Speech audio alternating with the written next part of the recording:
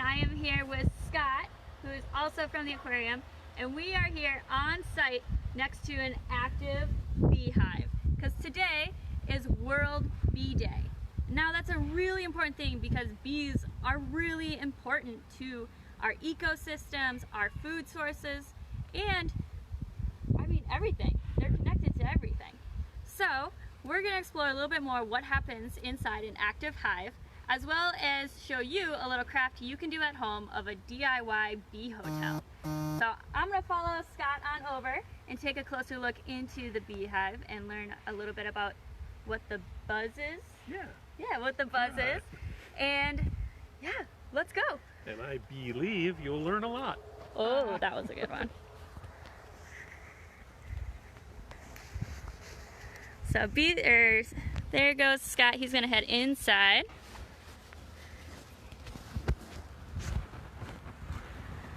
All right, Scott, so what are we looking at here?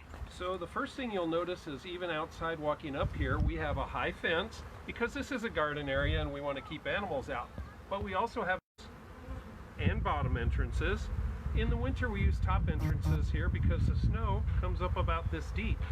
They're well insulated from the snow and they do usually survive the winter. But the honeybees aren't native to North America. Matter of fact, they're what's called an introduced species. They are so crucial now to us though that we can't have any of our modern agriculture or modern large farms without the honeybees pollinating our crops. That's extremely important. So the honeybees really do help. We have here a newer type of bee, and these are called Saskatraz, and they're from a Canadian hybrid, so they're more suited to the northern climates. The other more common ones are Russians or Italians. You'll notice I'm sitting here and I'm back behind the entrance. They get a little mad if you hang out near the front of their entrance because they think you're going to come in and try to rob them. All hives have basically the same stuff. These are called deeps because they're very large, deep boxes. You have the entrance.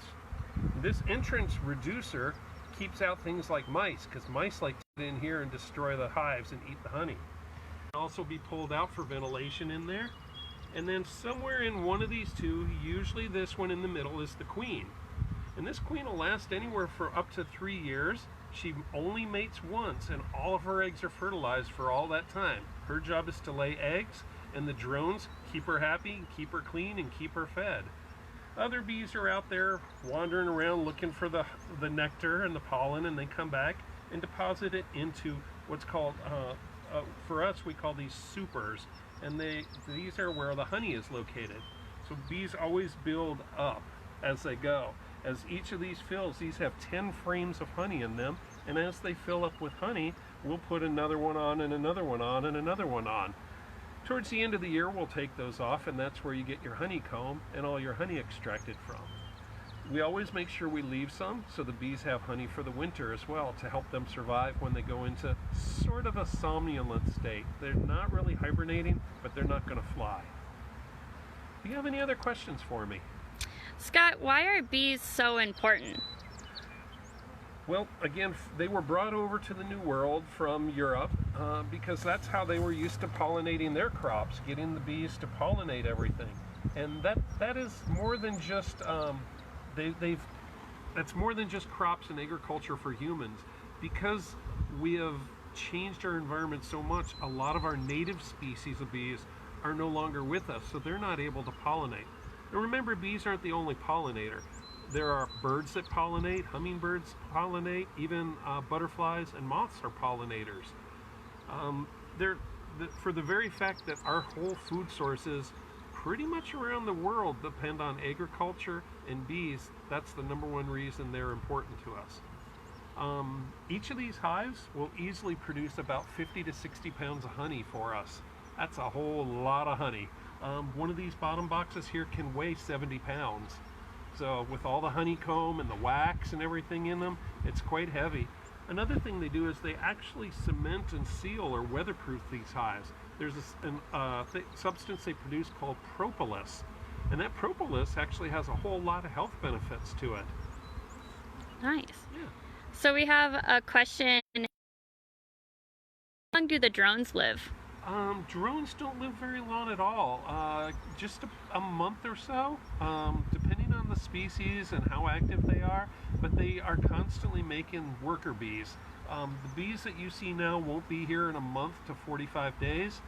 The only time they slow that down and don't die off as much is through the winter. The ones that enter into winter kind of stay through the winter. Very cool. Is there anything else you'd want to tell people about bees? Well, I think because we're so dependent on them, we need to help bees. And the single biggest important thing you can do is remember not to use pesticides.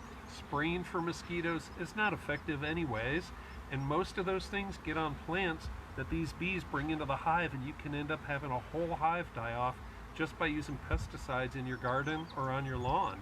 Not to mention all that stuff rinses off with the rain and goes downstream, and downstream is into our water sources where our fish are. Very cool. Thanks, Scott. You're very welcome. Alright, so now I'm going to head on over to where Abby is. She's over here. And we're going to make our own bee hotel. So not all of us are able to have a bee hive like we just saw there. So there are some ways that we can help out bees here just at home or in your neighborhood. So we'll show you that over here. I'm going to hand the camera over again. And I have a bee buzzing all around me, and Abby is not protected, so I'll stay back here. So we're going to start with an empty milk or juice carton. We've already cut the top off of ours, so you can start by doing that if you haven't yet. And then Dee's going to show you how to roll up some paper tubes. Yeah. So oftentimes with bee hotels, you might want to use like a wooden tube, or some people bore holes into a wood piece. Today what we're using is just construction paper. So this is one way you can do it. The easiest way is to take a marker or a pencil, put it at one end of your paper, and roll it just like so. Yeah. You'll want to take that marker back out and then tape it just like this. So now we have all sorts of different tunnels for those bees to go in. Now the tunnels are really important because the bees will go in, they'll go all the way to the back, and they'll start to lay their eggs. So this is a really great nesting place. They'll lay an egg and then block that off and create kind of like a room or a cell. And in that cell they'll leave some pollen and some nectar for that egg to have when it hatches, and they'll fill those tunnels all the way with those eggs in those cells. So it's really important to make sure you have a nice sturdy tube for them to use. That's why it's good to use wood or anything like that. And then once you have enough of them, Abby, Got a bunch. I made a bunch here at home, prepared. So I'm just going to put them in here. Dee has taped hers up so it's a little bit more sturdy. yeah, I put my duct tape around mine to also keep some water out, like so. Didn't make quite enough there, but you get the kind of idea. You're going to fill up that milk carton. It should end up looking something like this. And then, once you have it totally packed and ready to go, you can start decorating your box. So we have all sorts of supplies here. We have dinosaur stickers, we have tape, we even have a caption maker and more paper and all that stuff. So you can decorate it however you'd like, but do make sure that you put on some strings, because you're going to want to hang this in a safe location. So for me, I was thinking at my house I have a nice deck where it'll be protected from the elements, and I can hang it in there so those bees can come in. I don't want to put it in a spot that it's just going to get messed up by the wind or other animals. Speaking of the wind, just like that. And so I want to make sure that I can protect the bees as best I can. I'll be monitoring it, making sure it's not falling apart or anything like that. So you'll hang it up. I got some string here that I can do. And then it's great for the bees, so they can be there, and call it home for the winter time and help their species continue on. We got some airplanes going by right now too. Can you believe it? I can't believe it. We're gonna let them pass. While they're passing, I'm gonna decorating mine. I don't know if you're decorating yours. Yeah. So what kind of bees can we expect to live in this? Yeah, great question. So, hopefully you can still hear me, but there are many species of bees that are solitary, so that means that they're not, that is like so loud right now, I'm so sorry. The planes are buzzing us. buzzing planes, buzzing engines. Alright, there we go. So, many species of bees are solitary, so it means that they're off on their own a lot of times. And so those queens will interact and mate when they need to, and then they'll go off on their own. And so those are the bees that are going to be calling this home. So there are like mason bees and, oh no, I forgot the other name of the bee that I was thinking of. Carpenter bees, you could get sweat bees. Even bumblebees. Bumblebees, all of them could use this as a home. I think I'm going to go with kind of like a sheep lounge. I can see that. Sheep lounge for Yeah, babies. absolutely. Beautiful. I even made a thing here. My bee hotel. So we have a great question here is, do the tubes for the bee hotel need to be made of paper? We have a ton of plastic straws that need more environmentally friendly use. That is an excellent use for your tubes. Plastic straws, great choice. And way to be resourceful and thinking about how to reuse some of those things. Great idea. Yes. And Plastic. bees come in many different sizes, so a smaller tube isn't necessarily a bad thing. Exactly. So you can get all sorts of different sizes. That's why I put a bunch of different sizes in here. So those plastic straws would be perfect for this craft. Well done. Yeah. Good going. Yeah. Cool. Well, we're going to keep on working on our boxes and then we can be able to hang them up.